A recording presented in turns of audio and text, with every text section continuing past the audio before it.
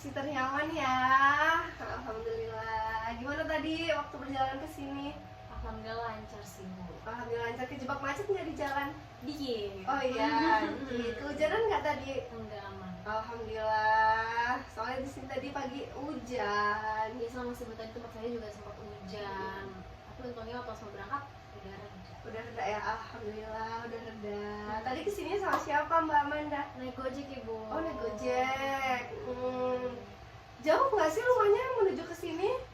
Sekitar 10 menit sih, Bu. Oh, dekat ya berarti ya. Lumayan. Alhamdulillah kalau gitu nggak yang jauh-jauh banget ya berarti ya. Iya, Tadi Bu. oke. Tadi mampir-mampir apa langsung ke sini tujuannya? Langsung. Masya Allah langsung ke sini ya berarti ya. Langsung menemui ibu ya. Iya, Ibu. Oke. Jadi gimana suasana perasaan hari ini Mbak Amanda? Sedikit agak senang ya, Bu, karena di sini saya bisa ketemu Ibu untuk Masya Allah. membacakan permasalahan saya. Oke, nah sebetulnya kan tadi Mbak Amanda bilang untuk memecahkan masalah Mbak Amanda ya. Sebelumnya itu Mbak Amanda udah pernah mengikuti sesi konseling belum sih Mbak Amanda? Belum, Ibu, ini pertama kalinya. Oh, ini pertama kalinya ternyata. Oke, dan Mbak Amanda tahu untuk menemui ibu melakukan prosesi konseling itu tahunya dari mana? Sebenarnya saya sempat kayak konsultasi sih, Bu, di AI Oh gitu. iya. Nah, terus di situ tuh saya tuh kayak dikasih rekomendasi untuk langsung menyampaikannya kepada tenaga ahlinya atau tenaga profesionalnya. Nah, jadi di situ saya tuh kayak kepikiran untuk menemui konselor gitu. Nah, saya kebetulan mendapatkan CP Ibu dari teman saya, karena teman saya pernah juga konsul sama Ibu. Oh, Masya Allah ya, ternyata dari teman Mbak Amanda ya untuk tahu tempat ibu untuk sesi konseling ya. Oke, berarti sebelumnya kan belum pernah ya Mbak Amanda. Nah, di sini ibu sedikit menjelaskan lebih dahulu ya. Sebenarnya apa sih itu sesi konseling? Jadi sesi konseling itu merupakan bantuan profesional Mbak Amanda yang diberikan oleh konselor. Nah, konselor itu di sini adalah saya yang memberikan bantuan kepada Mbak Amanda, yaitu konseli, di mana harapannya sesi konseling yang berlangsung ini nanti itu dapat memberikan kemandirian kepada Mbak Amanda untuk dapat menyelesaikan masalah yang Mbak Amanda alami gitu. Jadi prosesi konseling ini tuh berlangsung untuk adanya bantuan dari konselor kepada konseli, di mana tujuannya itu untuk memandirikan konseli, yaitu Mbak Amanda, dalam menyikapi masalah yang sedang Mbak Amanda alami saat ini. Seperti itu, apakah paham Mbak Amanda? Sejauh ini paham. Nah, baik. Lalu Ibu akan menjelaskan terdapat beberapa asas yang akan kita gunakan selama prosesi konseling ke depan nanti. Yang pertama itu yang pasti, yang paling utama itu ada asas kerahasiaan Mbak Amanda. Di mana pada asas kerahasiaan ini itu saya, Ibu sebagai konselor itu berhak menjaga seluruh rahasia yang Mbak Amanda katakan kepada saya sebagai konselor. Nah, di sini saya tuh udah terikat dengan asas rahasia, di mana apabila saya membocorkan itu saya menerima sanksi, dan di sini berarti Mbak Amanda sudah tidak perlu khawatir lagi karena saya sudah pasti untuk menjaga kerahasiaan dari Mbak Amanda. Apa yang Mbak Amanda katakan, apa yang Mbak Amanda ceritakan, dan apa yang Mbak Amanda keluhkan kepada Ibu itu akan 100% terjamin kerahasiaannya. Apakah di sini Mbak Amanda dan Ibu tanyakan? Aman, Ibu. Oke, nah selanjutnya itu ada yang namanya asas kesukarelaan. Nah, tadi kan Mbak Amanda datang ke Ibu melalui tanya ke teman untuk datang ke Ibu untuk melakukan sesi konseling ya Mbak Amanda. Nah, nggak jauh-jauh beda di asas keterbukaan ini, nanti itu Mbak Amanda secara terbuka untuk memberitahukan kepada Ibu terkait masalah, perasaan yang sedang Mbak Amanda alami gitu Bu. Dan di sini Ibu berharap bahwa memang secara terbuka dan secara sukarela juga itu Mbak Amanda dapat benar-benar memberitahukan apa yang sebenarnya sedang Mbak Amanda rasakan gitu, tanpa ada yang perlu ditutupi, tanpa adanya yang perlu ditakuti juga. Seperti itu Mbak Amanda. Apakah bisa dipahami? Sejauh ini ada yang ingin ditanyakan? Aman, Ibu. Oke, nah selanjutnya itu ada asas kenormatifan.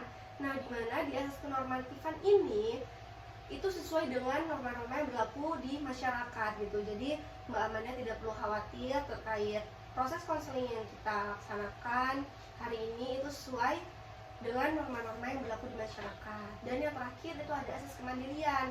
Nah, di mana di asas kemandirian ini nanti Ibu harap setelah adanya prosesi konseling ini itu dapat menjadikan Mbak Amanda mandiri apabila Mbak Amanda itu mengalami permasalahan yang sama. Nah, sejauh ini ada apa yang ingin ditanyakan Mbak Amanda? Cukup. Apakah Mbak Amanda paham? Oke, nah Ibu juga ingin memberitahukan bahwa prosesi konseling kita itu kurang lebih berlangsung selama kurun waktu 30-45 menit. Nah, apabila nanti dirasa Mbak Amanda sudah merasa cukup terkait prosesi konseling kita yang kurang dari 45 menit, itu nanti apakah boleh untuk bisa dicukupkan Mbak Amanda? Boleh, Bu. Baik, berarti kita sepakati ya sudahan bahwa prosesi konseling ini juga mengandung asas-asas yang sudah Ibu sebutkan, dan juga prosesi konseling ini berjalan dari kurun waktu 30 sampai 45 menit, dan apabila nanti Mbak Amanda sudah merasa cukup, maka prosesi konseling ini dapat diakhiri. Nah, Ibu ingin bertanya terlebih dahulu kepada Mbak Amanda. Sebetulnya Mbak Amanda datang kepada Ibu ini dalam keadaan dan suasana hati yang seperti apa? Kalau untuk sekarang saya yang seperti tadi saya katakan ya Bu, saya dengan senang karena saya ingin bertemu dengan Ibu, karena sesi konseling ini adalah sesi yang saya tunggu-tunggu. Lalu yang kedua, ada perasaan yang mengganjal juga sih terkait permasalahan yang ingin saya ceritakan. Oke, baik. Nah, perasaan mengganjal yang ada di diri Mbak Amanda yang Mbak Amanda sebutkan itu tadi tuh boleh nggak diceritakan gitu? Perasaan itu seperti apa gitu Mbak Amanda? Perasaan mengganjal saya itu berhubungan sama keluarga saya sendiri sih, khususnya sama kakak saya, karena saya ini kan lagi sibuk PPG Ibu ya, dan saya tuh di sini tinggalnya tuh bersama adik saya dan juga bapak saya dan juga ada saudara saya. Nah, tapi saya tuh merasa sedikit kelelahan yang berlebihan bisa dibilang, karena yang seperti saya tahu dan mungkin Ibu tahu juga, kalau kita tuh menjalani perkuliahan profesi itu pasti kerjanya itu sangat padat. Tapi bapak saya ini tidak memahami hal itu Ibu. Beliau itu kurang mau atau tidak mau untuk mengerti keadaan orang sekitar itu seperti apa. Jadi dia tuh pengen tuh selalu di ngertiin aja gitu. Sedangkan saya juga tuh pengen loh Bu di ngertiin. Apalagi saya kan seorang anak ya Ibu ya. Harusnya saya ketika ada ayah saya atau orang tua saya di dekat saya tuh akan merasa nyaman. Tapi ini enggak Ibu, saya merasa tertekan. Lalu setelah itu papa saya juga tuh suka nyuruh-nyuruh saya Ibu. Padahal saya itu punya banyak banget tugas yang harus saya selesaikan, dan deadline-nya tuh mungkin bisa dibilang kayak mepet-mepet waktunya Ibu. Tapi bapak saya itu ya nggak mau tahu itu gitu loh. Pokoknya apa yang dia perintah harus dijalani. Nah tadi Mbak Amanda menyebutkan bahwa Mbak Amanda mengalami rasa kelelahan ya Mbak Amanda. Nah Ibu pengen tahu nih, rasa kelelahan yang Mbak Amanda rasakan itu seperti apa sih? Rasa kelelahan yang saya alami itu tugas.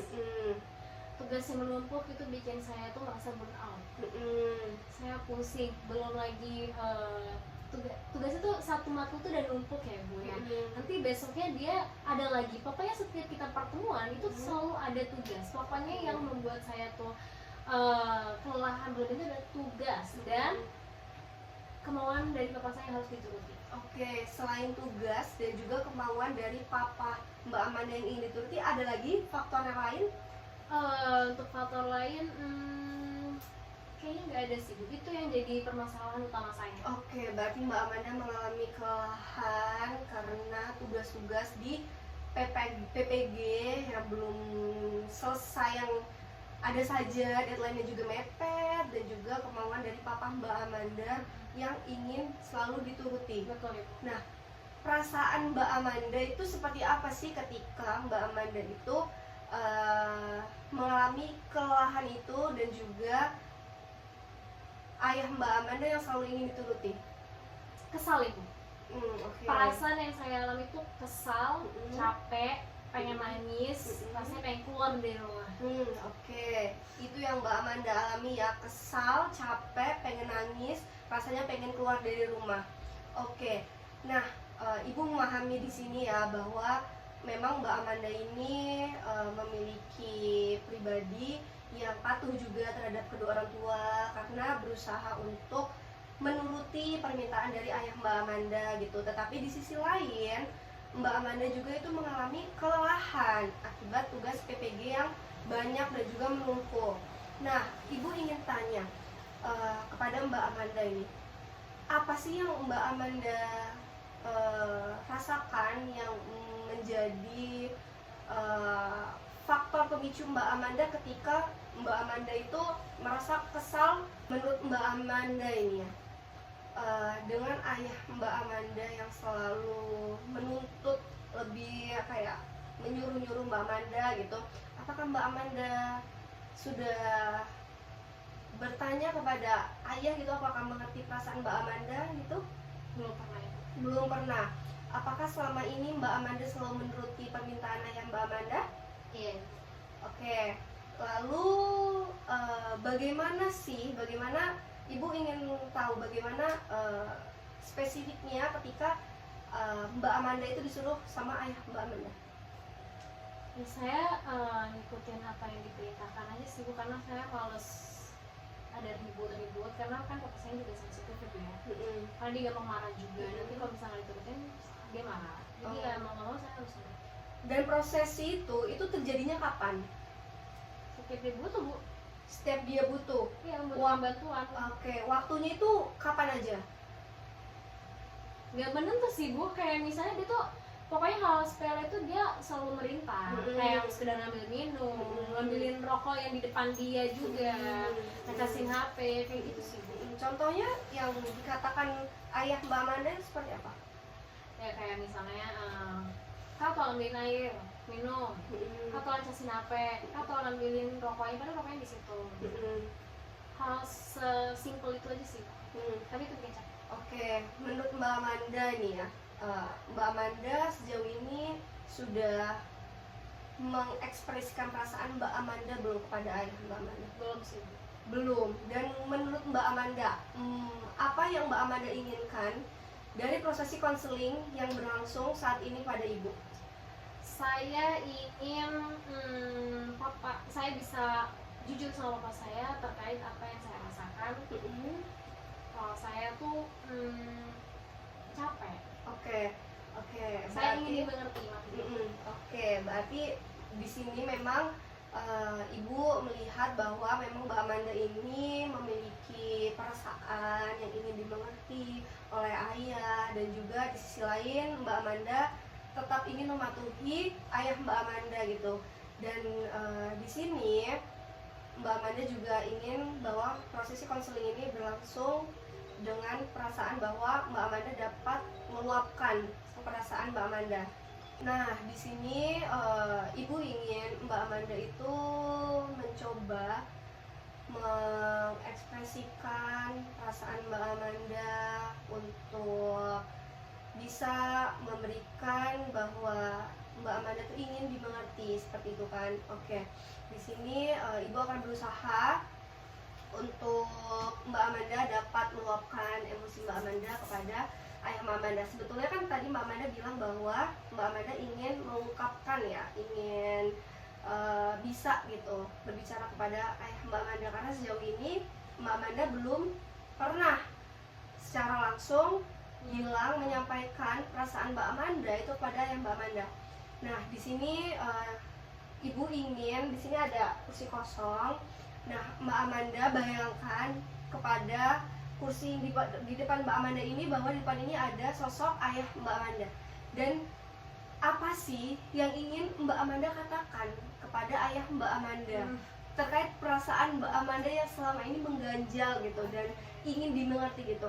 Bisa Mbak Amanda bayangkan sosok ayah ada di kursi kosong ini? Oke, bisa ya. Oke, Ibu bantu mengekspresikan ya Mbak Amanda. Oke, Mbak Amanda itu bisa mengekspresikan apa sih unek-unek perasaan dan juga perkataan yang ingin Mbak Amanda sampaikan kepada ayah Mbak Amanda. Oke, Mbak Amanda dapat menghadap ke kursi kosong yang ada di sebelah sini, dan Ibu bantu untuk Mbak Amanda dapat mengekspresikan perasaan Mbak Amanda ya Mbak Amanda. Oke, bayangkan bahwa Mbak Amanda itu ingin menyampaikan perasaan yang selama ini mengganjal di diri Mbak Amanda itu kepada ayah Mbak Amanda. Udah tahu nggak sih kalau kakak itu capek? Kakak tuh capek sama kuliah kakak juga tuh capek sama profesi kakak. Profesi ini bukan kuliah yang biasa loh pakai S3 dan S1 itu bukan, tapi di profesi ini tuh banyak banget tugasnya yang mungkin papa tuh nggak paham. Kakak tuh cuma butuh papa tuh ngerti apa yang kakak rasain. Kakak tuh cuma pengen papa itu apa ya, bisa memahami kakak. Setidaknya papa tuh gak banyak menyuruh kakak. Udah sih, kamu sih. Cukup Mbak Amanda, ada lagi yang ingin disampaikan kepada papa? Bayangkan bahwa di depan ini adalah papa Mbak Amanda.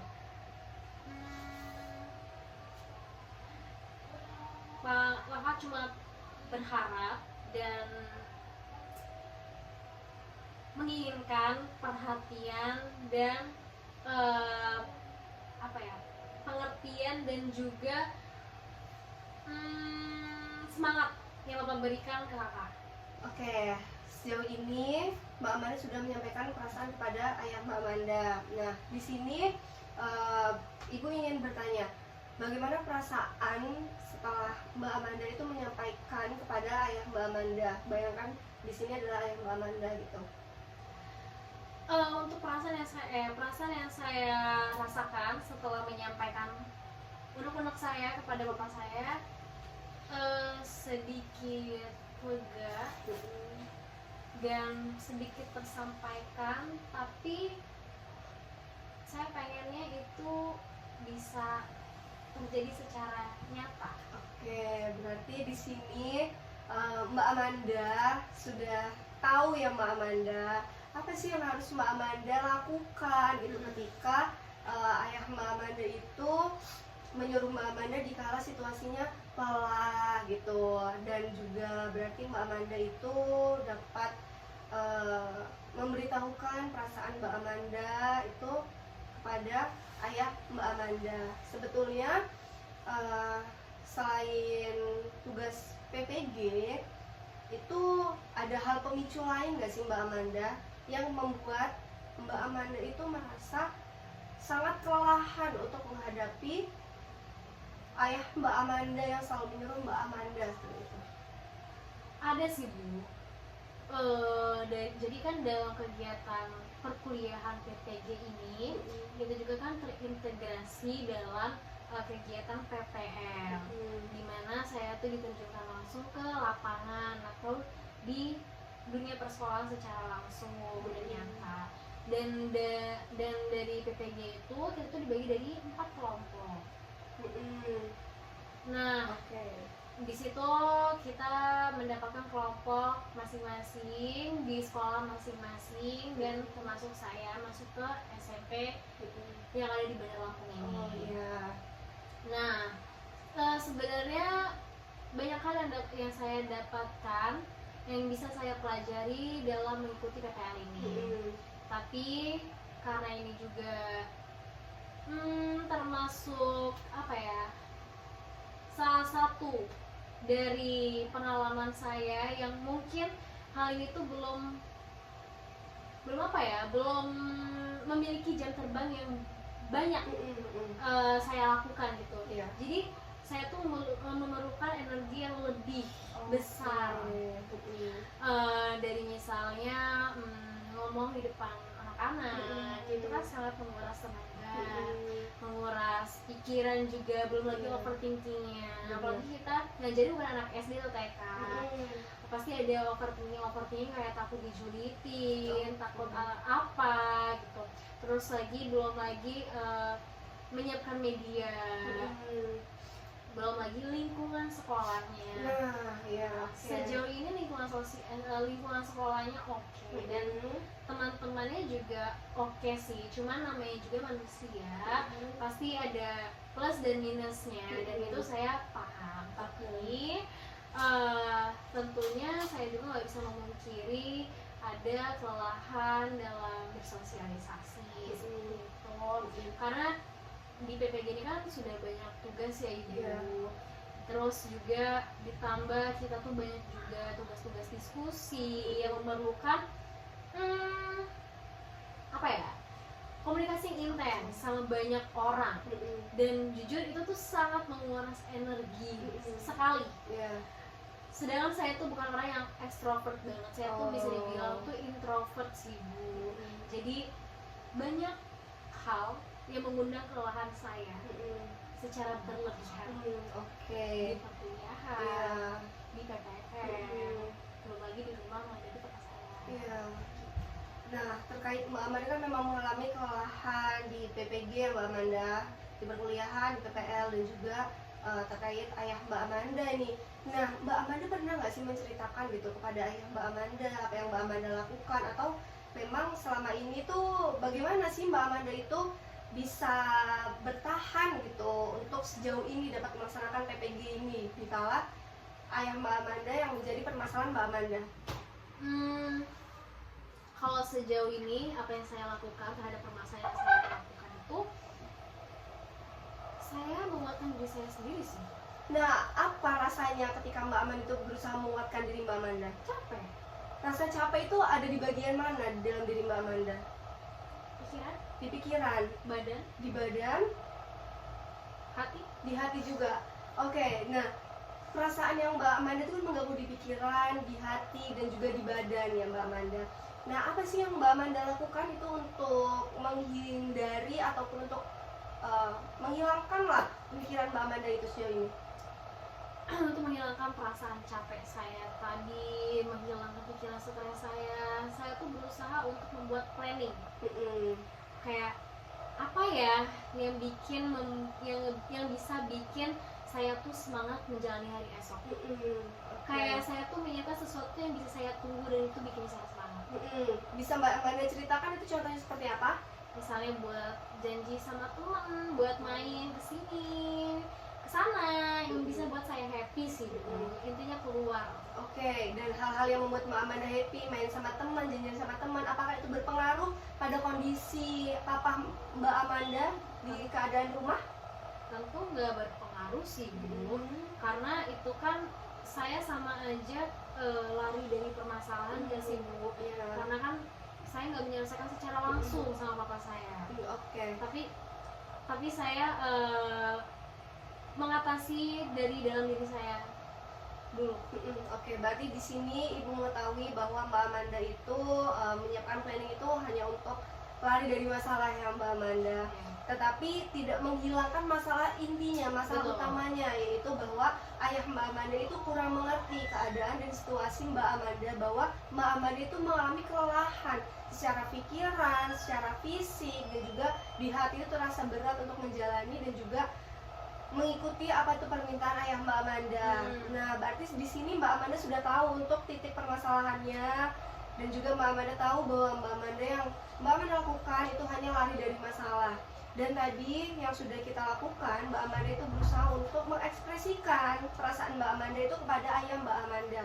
Nah, di situ Ibu ingin bertanya, apa yang Mbak Amanda rasakan gitu? Apa sih yang Mbak Amanda bisa dapatkan dari ketika Mbak Amanda itu meluapkan ekspresi Mbak Amanda pada ayah Mbak Amanda?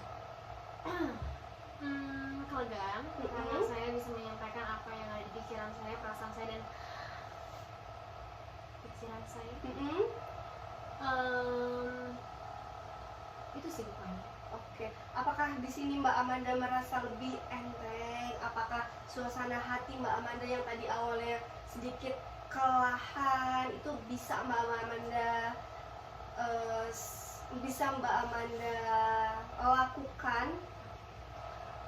Mungkin sedikit meringankan ya Ibu, lumayan meringankan pikiran saya, karena saya mungkin saya bisa menerapkan dari apa yang saya praktekkan tadi langsung ke papa saya di waktu yang tepat. Baik, alhamdulillah. Kalau gitu berarti Mbak Amanda tahu ya Mbak Amanda, apabila nanti Mbak Amanda mengalami kelelahan, lalu pada saat yang bersamaan juga disuruh sama papa Mbak Amanda untuk melakukan hal-hal yang diinginkan, berarti Mbak Amanda dapat mengerti apa yang ingin Mbak Amanda lakukan. Oke, boleh Mbak Amanda beritahukan ketika situasinya Mbak Amanda sedang merasa kelelahan pulang dari kuliah dan juga pulang dari PPG, dan di saat yang bersamaan juga papa Mbak Amanda itu menyuruh Mbak Amanda untuk memberikan sesuatu yang menurut dia itu bisa dia beli sendiri. Apa yang akan Mbak Amanda lakukan? Menyampaikan isi pikiran saya kepada papa secara langsung. Oke, dan di sini apakah Mbak Amanda akan berkomitmen untuk melakukan itu? Insya Allah ya Ibu. Oke, seberapa yakin Mbak Amanda dapat mengungkapkan, seberapa yakin Mbak Amanda itu dapat memberikan apa yang Mbak Amanda rasakan itu kepada ayah Mbak Amanda seperti tadi? 70%. Oke, 70% ya Mbak Amanda. Di sini Mbak Amanda yakin bahwa Mbak Amanda bisa untuk mengungkapkan, karena yang Ibu lihat di sini sebelumnya itu Mbak Amanda tidak berani untuk mengungkapkan perasaan Mbak Amanda kepada ayah Mbak Amanda.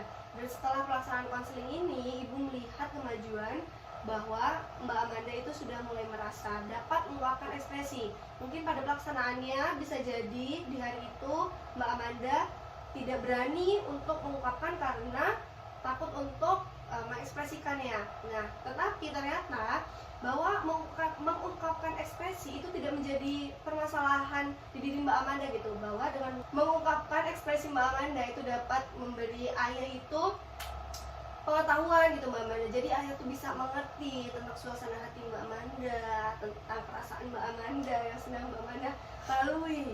Ini yang Ibu lihat, Mbak Amanda sudah mengalami kemajuan dari yang sebelumnya Mbak Amanda itu tidak mau untuk mengungkapkan perasaan Mbak Amanda, tapi melalui proses konseling ini tadi Mbak Amanda berkomitmen untuk dapat memberitahukan perasaan yang sedang Mbak Amanda alami gitu.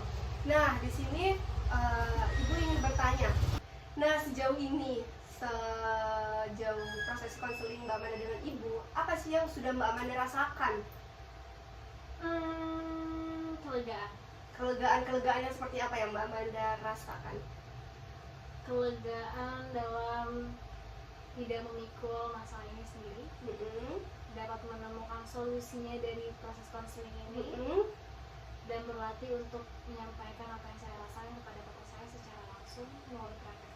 Oke, nah solusinya tadi Mbak Amanda menyebutkan Mbak Amanda dapat mencapai solusi Mbak Amanda kan. Nah, Ibu boleh tahu apa yang solusi yang sudah Mbak Amanda dapatkan terkait konseling hari ini? Solusinya saya bisa tahu bagaimana cara menyampaikan ke papa saya agar papa saya bisa memahami dan mengerti keadaan saya. Oke, baik, alhamdulillah ya Mbak Amanda. Berarti sejauh ini Mbak Amanda sudah tahu apa yang ingin Mbak Amanda lakukan terkait konseling kita hari ini. Dan Ibu juga melihat bahwa Mbak Amanda berkomitmen untuk dapat melakukan apa yang sudah kita praktekkan tadi apabila memang ayah Mbak Amanda itu belum mengerti terkait perasaan yang sedang Mbak Amanda alami. Dan Ibu juga berharap bahwa Mbak Amanda ini benar-benar dapat mempraktekannya, dan juga Ibu berharap untuk hubungan Mbak Amanda dengan ayah Mbak Amanda itu akan semakin terjalin dengan baik. Nah, lalu adakah lagi yang menurut Mbak Amanda masih mengganjal di hati Mbak Amanda? Sejauh ini sudah cukup sih. Sudah cukup. Ibu ingin bertanya sekali lagi, apakah Mbak Amanda sudah tahu terkait konseling kita hari ini, dan terkait permasalahan Mbak Amanda hari ini, Mbak Amanda harus seperti apa? Sudah tahu ya Bu. Oke. Baik, jika dirasa sudah selesai, jika dirasa sudah Mbak Amanda sudah cukup pelaksanaan konseling hari ini, apakah konseling kita dapat diakhiri Mbak Amanda? Sudah Ibu. Alhamdulillah. Apakah Mbak Amanda dapat secara mandiri nanti menyelesaikannya sendiri? Insya Allah mandiri Ibu. Oke, Mbak Amanda sudah tahu ya apa yang harus dilakukan. Alhamdulillah sudah tahu Ibu tentang konseling ini. Alhamdulillah, Ibu juga turut senang, Ibu juga turut bangga untuk Mbak Amanda berkomitmen dan juga tahu akan solusi, paham, dan juga secara mandiri itu dapat menyelesaikan masalah Mbak Amanda sendiri. Dan Ibu ngerasa senang apabila Mbak Amanda memang merasa senang melaksanakan konseling dengan Ibu. Dan harapannya ke depannya Mbak Amanda itu bila ingin berkonsultasi kepada Ibu melaksanakan konseling itu boleh saja, tapi dengan masalah yang sama. Itu Ibu akan secara terbuka menerima segala permasalahan yang ingin Mbak Amanda sampaikan kepada Ibu. Dan harapan Ibu setelah pelaksanaan konseling ini, Mbak Amanda itu secara mandiri benar-benar dapat menyelesaikan apa yang menjadi mengganjal pikiran Mbak Amanda, hati Mbak Amanda, dan juga dapat mencari solusi terkait kelelahan yang sedang Mbak Amanda alami terkait permasalahan dengan ayah Mbak Amanda. Seperti itu Mbak Amanda. Baik Ibu. Bisa dirasa cukup? Cukup Ibu. Oke, tidak ada lagi yang mengajar di hati Mbak Amanda? Enggak ada. Alhamdulillah, baik. Sesi konseling hari ini sudah kita akhiri ya Mbak Amanda. Ibu mengucapkan terima kasih banyak atas kehadiran Mbak Amanda hari ini, dan Ibu berharap besar terhadap keberlangsungan PPG dan juga keberlangsungan perkuliahan Mbak Amanda serta dengan hubungan ayah Mbak Amanda. Terima kasih banyak ya Mbak Amanda atas waktunya. Terima kasih Semoga banyak Ibu. dari hari ini dapat menjadi bekal untuk Mbak Amanda menyelesaikan permasalahannya. Terima kasih banyak juga Ibu udah membantu saya untuk menyelesaikan permasalahan ini. Kalau begitu saya lanjut pulang ya Ibu. Iya Mbak Amanda. Mari, Ibu. Hati-hati ya. Iya, Mari Ibu. Ibu antar sampai gerbang.